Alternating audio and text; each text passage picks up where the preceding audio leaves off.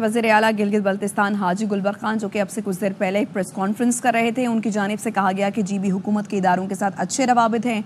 गुज़श्ता 2 साल में जितना काम गिलगित बल्तिस्तान में हुआ उतना पहले नहीं हुआ। सयाहों की बड़ी तादाद ने गिलगित बल्तिस्तान का रुख किया है। इसी पर मजीद बात करते हैं मुआविन खुसूसी बराए इत्तलात गिलगित बल्तिस्तान इमान शाह साहब हमारे साथ मौजूद है। सर, बहुत शुक्रिया आरवाई को वक्त देने के लिए। वज़ीर आला हाजी गुलबर खान की जानिब से प्रेस कॉन्फ्रेंस की गई। उन्होंने बताया कि गिलगित बल्तिस्तान में लैंड रिफॉर्म्स की, अमन व अमान कायम किया, जिससे सयाहत भी बढ़ी, टैक्स वसूली का हदफ भी 80% हासिल किया। क्या कहेंगे इस कारकर्दगी पर?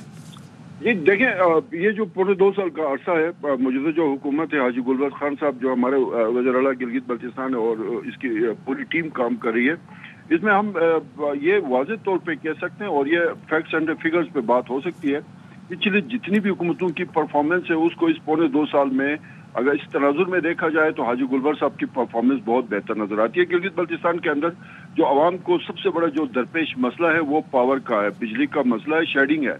इस वक्त कैपिटल है गिलगित, यहाँ पे तकरीबन 20 घंटे की शेडिंग होती है, लोड शेडिंग होती है, 4 घंटे हम बिजली दे पा रहे हैं। सबसे ज्यादा तवज्जो इसी सेक्टर पे दी गई और तकरीबन इस साल के आखिर तक 22 से 25 मेगावाट बिजली या जनरेशन सिस्टम का हिस्सा बन जाएगी, जिसके बाद अगले साल लोड शेडिंग पे काबू पाया जाएगा। एक तो इस पे तवज्जो नहीं दी गई थी।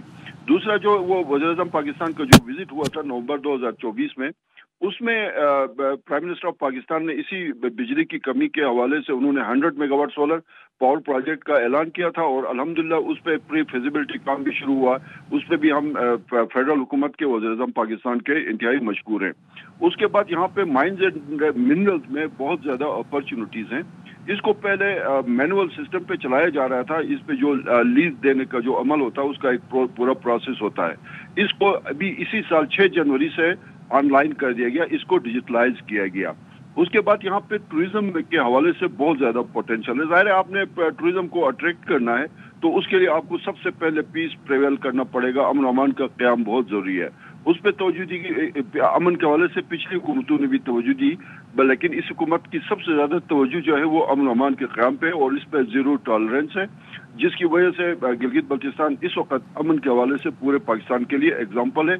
हमारे पास एडवेंचर टूरिज्म है, हमारे पास सफारी है, हमारे पास मजहबी टूरिज्म बहुत ज्यादा है।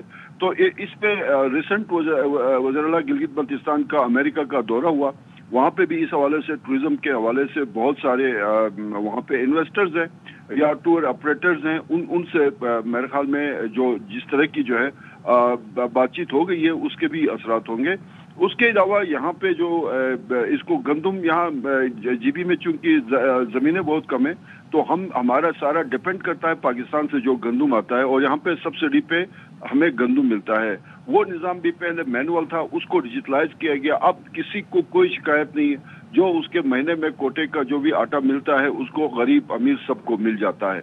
तो ये डेवलपमेंट ऐसी थी जिस पे पहले तवज्जो नहीं दी गई थी और खासकर ये जो लैंड रिफॉर्म्स का जो इशू है ये हमारी कई अरसे पुराना एक मसला था। इस पे बहुत सारे हुकूमतों ने कोशिश की, कामयाबी नहीं मिली और हाजी गुलबर साहब ने इस पे एक कमेटी कायम की। उन्होंने पूरे तमाम अजला का दौरा किया, अवाम के साथ बैठ के मुशावरत की और अल्हम्दुलिल्लाह इस बिल पे कुछ तहफ़्फ़ुज़ात बाकी हैं, उनको भी दूर कर लिया जाएगा। मुआविन खुसूसी बराए इत्तलात गिलगित बल्तिस्तान इमान शाह साहब हमारे साथ मौजूद थे। आपके वक्त का बहुत शुक्रिया।